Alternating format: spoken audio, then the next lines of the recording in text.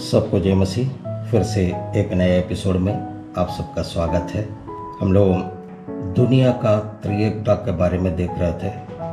Worldly Trinity उसमें है politic, business और रिलीजियन। उसमें हमने पॉलिटिक्स देखे हैं, अभी हम देखेंगे बिजनेस। इसमें भी दो विभाग होते हैं, एक खरीदने वाले हो तो दूसरा बेचने वाले हैं। ये व्यापार का क्षेत्र में ऑनलाइन बिजनेस सारे सोशल मीडिया और इलेक्ट्रॉनिक मीडिया का इस्तेमाल कर बहुत बड़ा नेटवर्क को शैतान बना रखा है, ताकि मनुष्य इसका एडिक्ट हो जाए। इसके बिना मनुष्य जी नहीं पाए और मनुष्य कुछ सोच न पाए।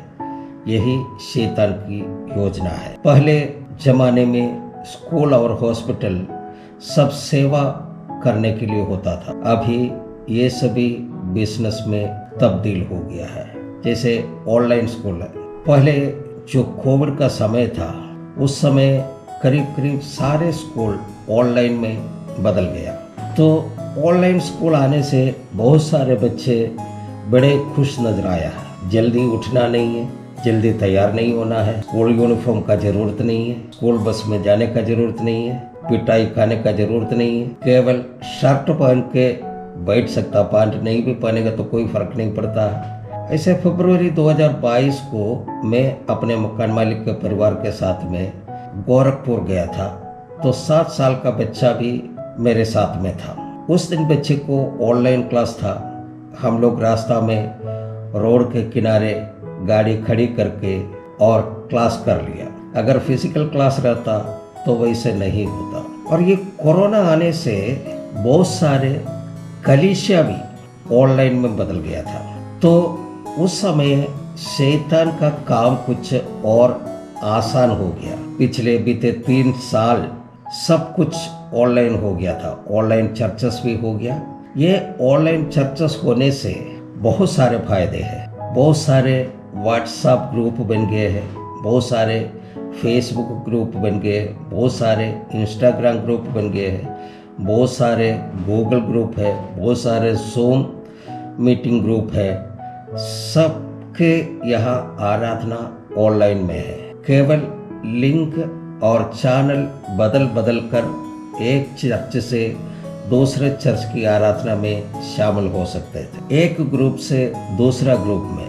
यानी कि हमें चर्च चुन करके उसी में जा सकता था।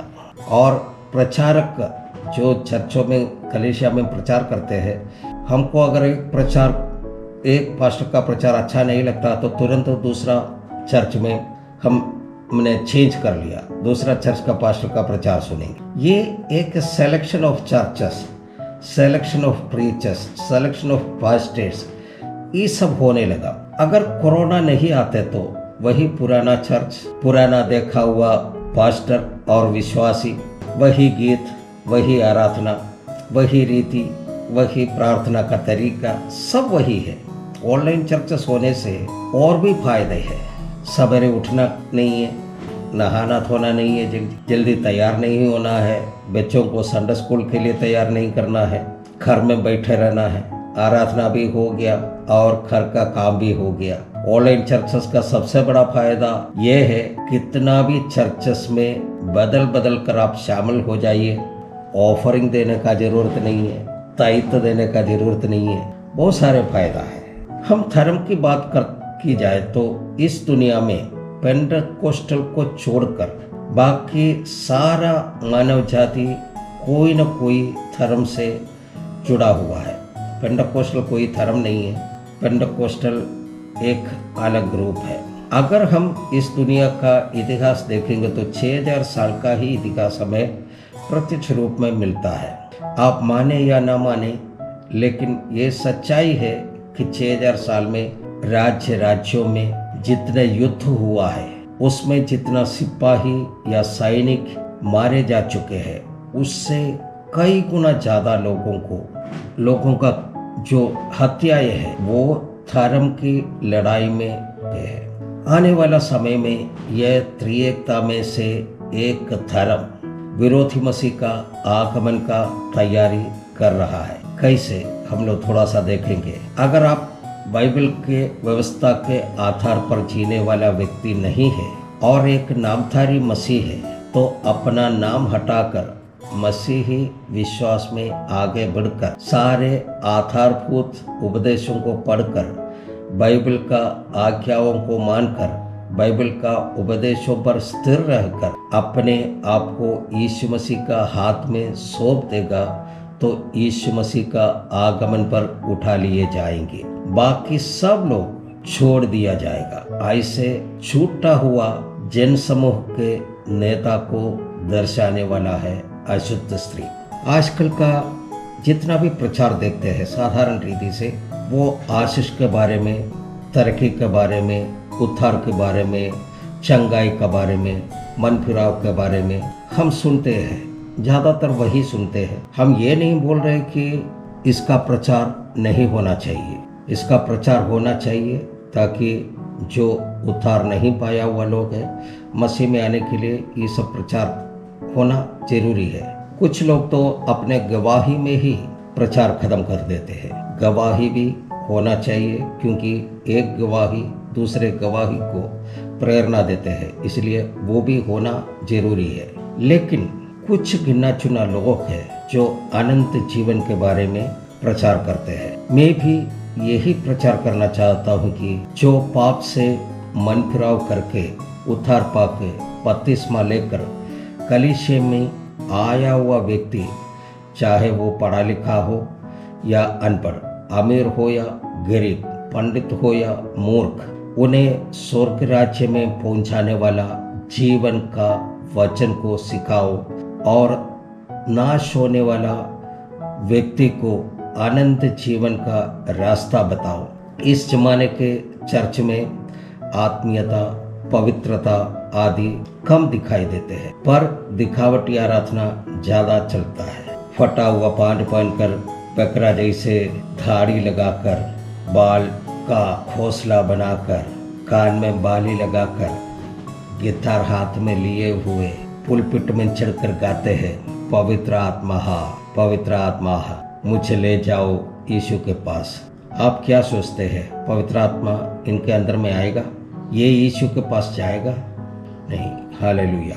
थोड़ा देर के लिए एक वचन को पढ़ना चाहते हैं क्योंकि ये भाग भी इसी में जोड़कर पढ़ना आवश्यक है।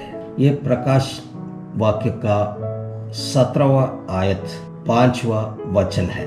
और उसके माथे पर ये नाम लिखा था, फिर बड़ा बाबिलोन, पृथ्वी की वेश्याओं और घृणित वस्तुओं की माता। अगर आप इस वचन को कोई पुराना बाइबल में देखते हैं तो ये बड़ा वाक्य यानी बड़ा अक्षरों में लिखा हुआ एक वाक्य है, वचन है। इंग्लिश बाइबल में उसको कैपिटल लेटर में लिखा है। हम लोग अगर कुछ चिट्ठी या पत्र लिखने के समय में कुछ महत्वपूर्ण बात को दर्शाने के लिए या नहीं तो कुछ विशेष बात बताने के लिए चाहता है तो वो लेटर में जो खास बात है उसका नीचे में अंडरलाइन कर देते हैं। हम लोग जब ऑफिस में काम करते थे उस समय अगर इम्पोर्टेंस दिखाना है तो वो अंडरलाइन करते हैं, या नहीं तो और भी थोड़ा सा ज़्यादा इम्पोर्टेंस वाला बात है तो उसको बोल्ड में लिखते हैं। और भी ज़्यादा, बहुत ही ज़्यादा इम्पोर्टेंट बात बताने के लिए क्या करते हैं, वो कैपिटल लेटर में लिखते हैं और उसको बोल्ड करते हैं, यानी कि सबकी नज़र, जिसको वो पत्र मिलता है उसका नज़र वहीं पर ज़्यादा फोकस करे। तो यहाँ पर ये वचन जो है बाइबल में भी बहुत ही मोटा अक्षर में लिखा, मलयालम में मोटा अक्षर में लिखा है, हिंदी का पुराना बाइबल में तो वो भी मोटा अक्षर में लिखा हुआ है। इंग्लिश देखिएगा तो इंग्लिश में वो वचन को कैपिटल लेटर में लिखा है। भेद का मतलब क्या है? भेद का मतलब है रहस्य। इसका मतलब है कि बाबिलोन एक रहस्य है। प्रकाशित वाक्य का जो पुस्तक है, जो एकमात्र भविष्यवाणी है नया नियम का, उसी में 17वां आयत को अगर हम पढ़ते हैं, वहाँ पर दो मुख्य बातें बताए हुए हैं।